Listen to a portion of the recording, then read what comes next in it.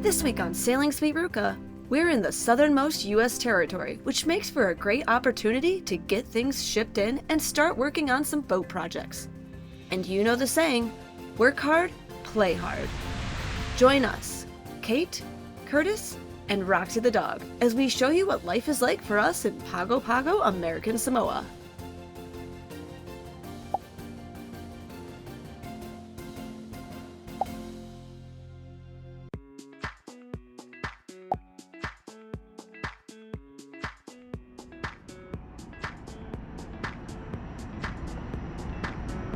Welcome to Sailing Sweet Ruka. Today we're going to show you a day in the life aboard with Kate and Roxy. Well, mostly Kate, but a little bit of Roxy too. So come along with me. We've got the paddleboard ready to go, and it's a rare calm day here in American Samoa, but perfect paddleboard weather.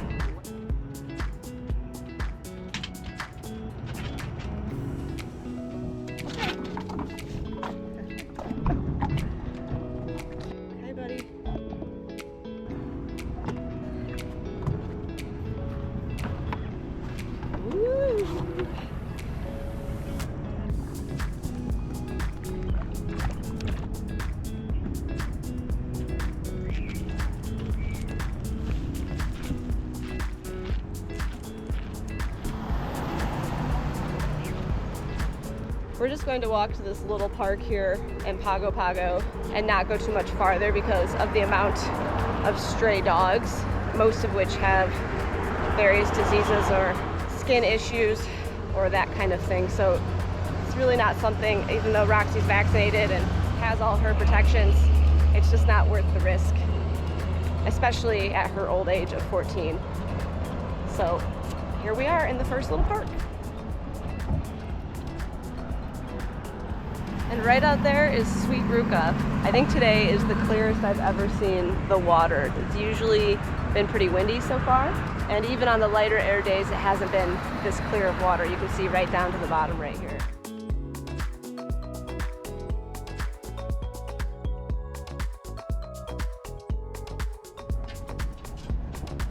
Oh, he's alive!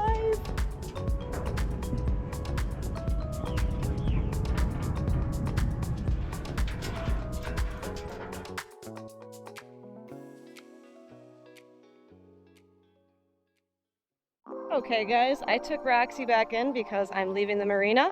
Let's show you guys a little bit of Pago Pago in American Samoa. This is the main harbor here, the only harbor really that you're allowed to anchor. If you want to see what it looks like, we're going to show you.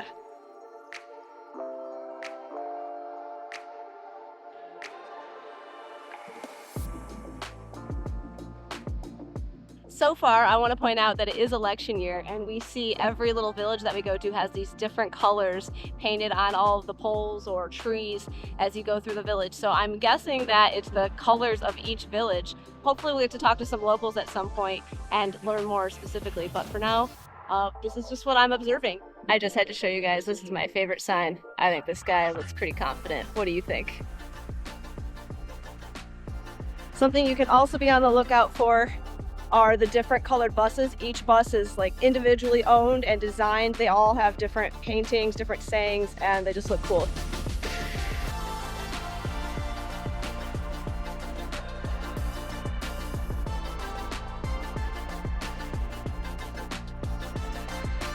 The other thing that we've noticed since we've been here is that almost everyone has a pickup truck. There are some cars or SUVs or mid-sized vehicles, but it is very clear that the pickup truck is the #1 vehicle in American Samoa.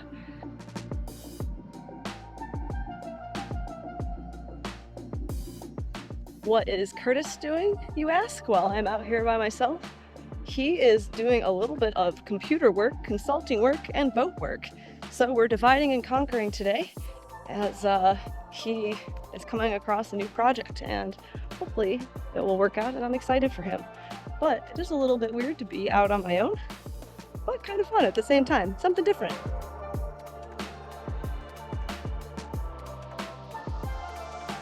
Pago Pago is the capital of American Samoa, so we're going to see the most traffic and the most hustle and bustle. I'm not really a city person, but it is nice to be close to everything. I'm going to show you where we've done our laundry, and you wouldn't believe how happy that makes us.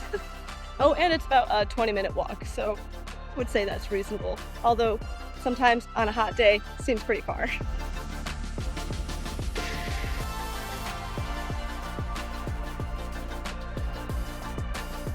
It's definitely a little bit weird to be walking in there without laundry, so we just did a quick look around, and I don't want to film people too without asking them. We're gonna head into a little supermarket.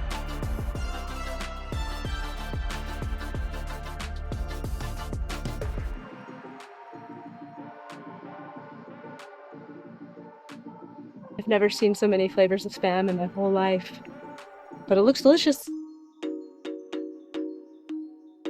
Ah, ranch, the taste of home.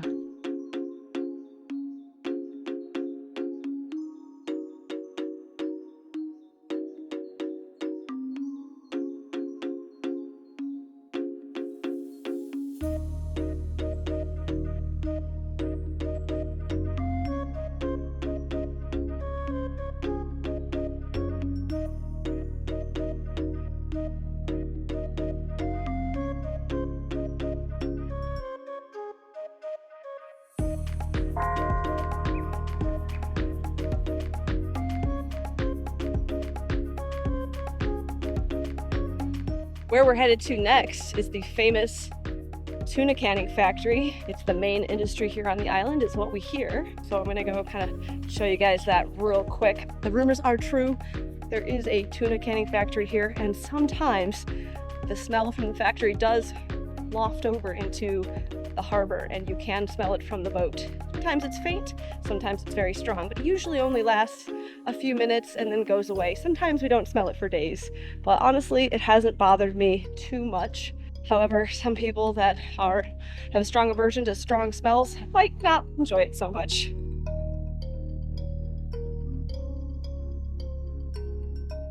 So right up ahead here, we have the generator for the whole island. Makes a lot of noise. You can hear it from the boat. Usually when we're inside the boat, I can't hear it at all. And then next we have the shipyard, which I guess has been there since World War II, maybe even earlier. Right behind the wall of flowers here is the shipyard. You can access it from the water, but they really don't like that. So you can walk up to the gate here and talk to security, and then talk with people if you have a project or something that needs worked on. And you can also haul the boat out if you really need to. And they have this old sort of sliding system that I'm sure Curtis filmed a little bit when he was in there. So check out this flower.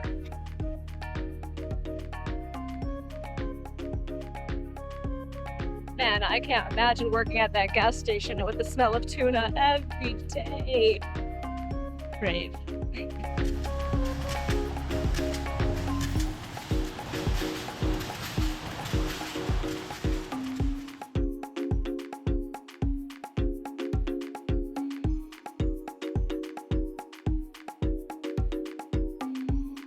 Be our Pago Pago tour for the day.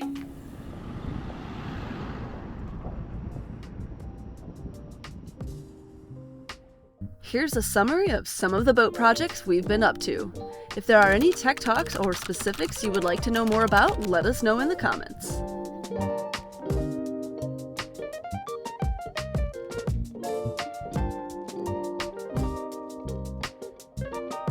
First, we headed into the post office where we could ship things with ease via USPS. There, we collected a number of spare boat parts, including a new tube for our boom bang that had worn out previously.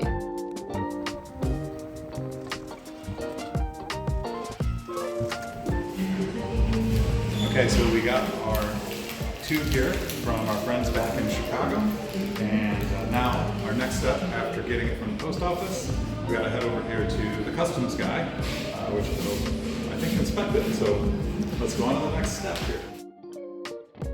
This was closer in price to $400 instead of the $4,000 it would have cost to replace the whole thing.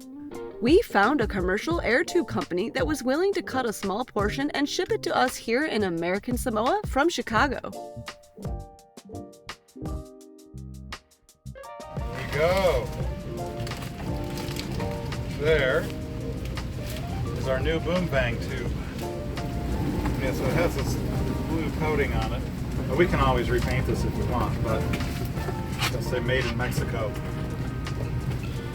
So this tubing that we found it's very hard to find the actual same size tubing as for our boom bang. We had to look really far for this. It's 6061 aluminum, so it's marine grade aluminum, and it's used in the compressed air industry. We found it from a wonderful and kind supplier in Chicago that cut it to length for us and was able to ship us just what we needed, because normally these tubes come in 20-foot long sections and you have to buy 4 of them at one time, which would obviously be way too much for us. So thanks guys, you guys are awesome, we appreciate it. After getting back to the boat, however, we realized it still needed a bit of fine-tuning. So we headed to the shipyard here in Pago Pago to see if they could cut some new Delrin pieces.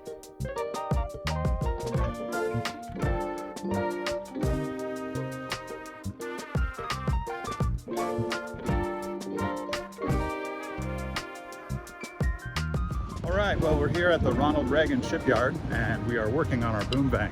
So we're going to go see if it fits. They've been working on the tube for a while, and so check out this machine shop.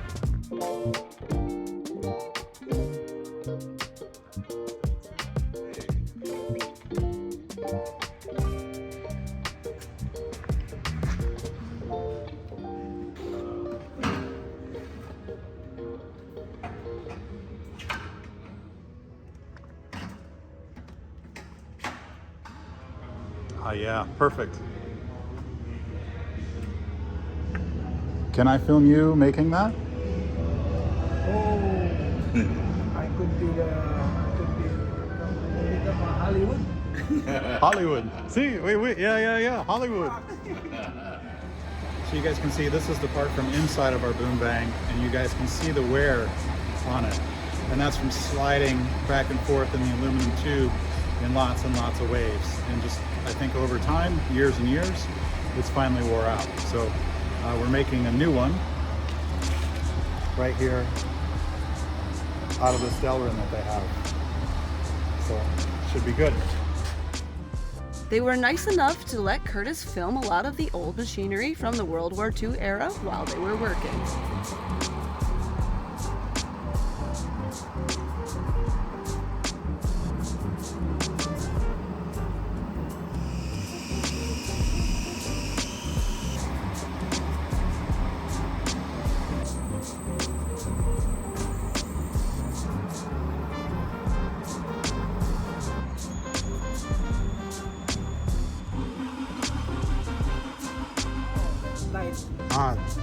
Very tight.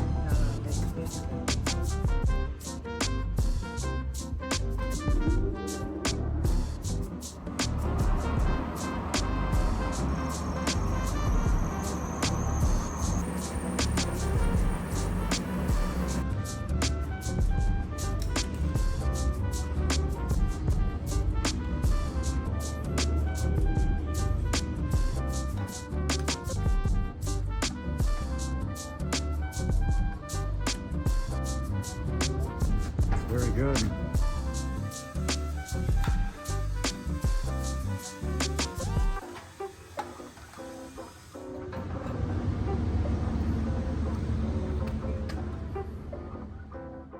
After everything was all done, we decided to paint the vang as the blue color had printed words on it, and we thought the white looked nice. When we reinstalled it, we chose to use Marlow Ropes Dyneema instead of the old wire. Now our boom vang is back in action and better than before. Should we keep the topping lift hooked up or take it down? Let us know what you think in the comments.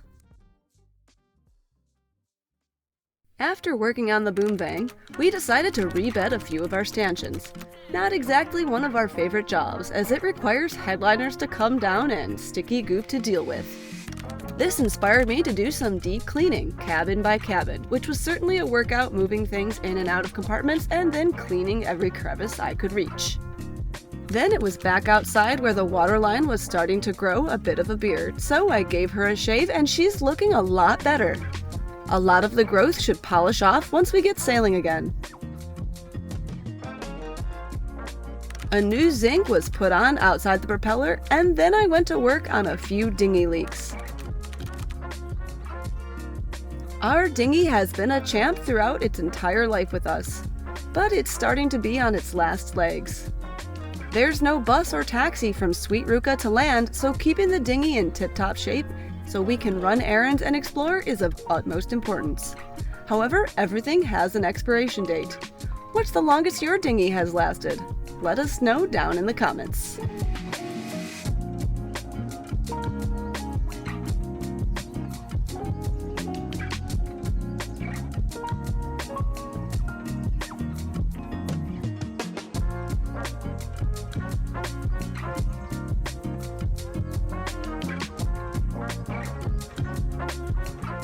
I'm hoping that the mixture is really good and that it's hardened really nicely, and I hope I make the patches big enough. I was trying to conserve on the patch material, so I made them a little bit small, but hopefully they're the right size and they'll do the trick. So let's go take a look and see how it turned out.